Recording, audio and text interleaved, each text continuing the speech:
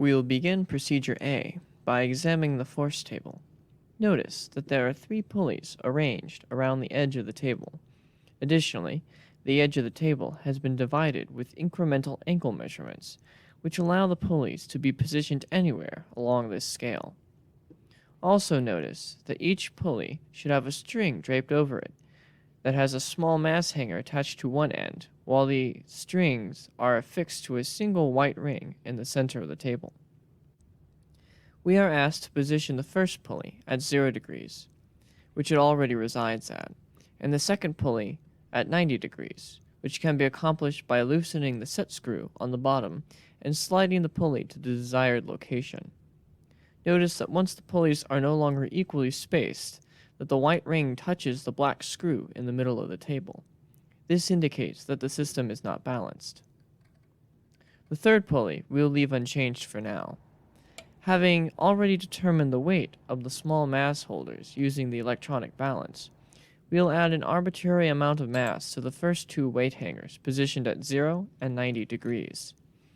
For the purposes of this demonstration, we will add 50 grams to both of these mass hangers, but you will most likely be given different values for your calculations.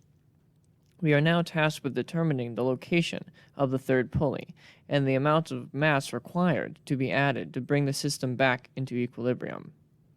Equilibrium may be determined when the ring in the center of the table remains centered around the indicator without touching the black screw in the middle of the table. For this example, the position of the third force is very simple to determine because the other 2 forces are equal in magnitude and at 90 degrees to each other. A common approach to determining this value would be to vectorially add the known forces. Identify the angle this combined force makes with a known coordinate plane. Then ascertain the location that an equal and opposite force must be located in order to balance the combined force. In this case, adding 180 degrees to the angle the combined force makes with the x-axis will determine the angle that the third force must reside at. Since the first 2 forces were equal in magnitude, the combined force would be equally placed between them, and since they were 90 degrees apart, the combined force would appear at 45 degrees from the x-axis. Adding 180 degrees to this determines the location of the third force to be at 225 degrees, which should make sense because it equally divides the remaining space between the 90 and the 0 degree mark.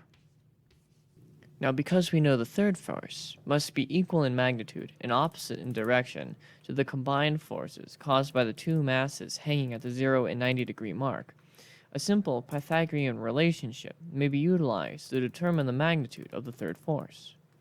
Thus, the third force will be equal to the square root of the sum of the squares of the 2 other forces, which for this example yields approximately 71 grams of added mass.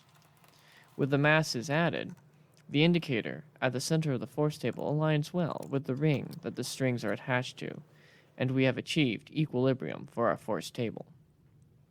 For Procedure B, we will investigate the concept of torque, which can be calculated by multiplying a force by the distance it acts from a point of rotation if the force is perpendicular to the lever arm. We will begin by ascertaining the distance between the holes on the equal arm balance, which will facilitate our torque calculations later. It is important that we try to measure to the center of the hanging holes, and to increase our accuracy, we will measure the distance between the 2 farthest holes, then divide by the number of holes. Next, we are directed to hang a 200-gram mass from the first hole to the left of the center hole on the balance. Notice how the system moves out of equilibrium. To return the system to equilibrium, an additional 100-gram mass is added to the second hole to the right of the center.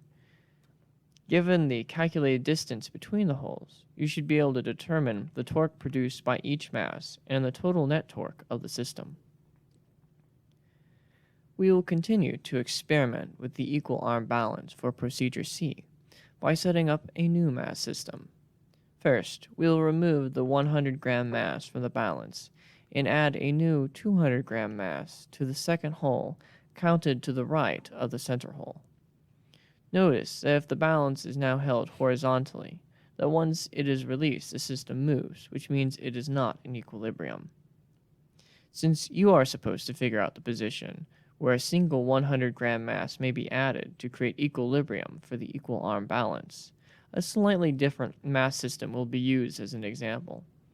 But just as the 100-gram mass can be added to the end of the balance in this situation to bring the system back into equilibrium, you should be able to calculate the necessary placement of the added weight for the previous example by determining the net torque about the center fulcrum. You should find that your computations take the form of a simple algebraic formula that can be solved for the unknown displacement variable to determine the location that the known amount of mass must be placed to create equilibrium. For the final procedure of this experiment, we will remove all hanging masses from the assembly and place a single 100-gram mass from the third hole counted to the left of the center hole.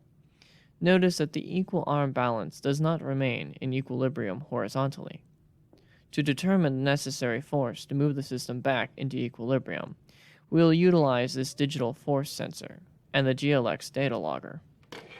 Selecting the meter functionality on the GLX, we must first zero the force sensor by pushing the special button on its side. Corresponding reading on the GLX should also be 0 at this point. Attaching a bent paperclip to the first hole to the right of the center hole, the hook of the force sensor may be attached to this paperclip, and the equal arm balance gently pulled into a horizontal equilibrium state.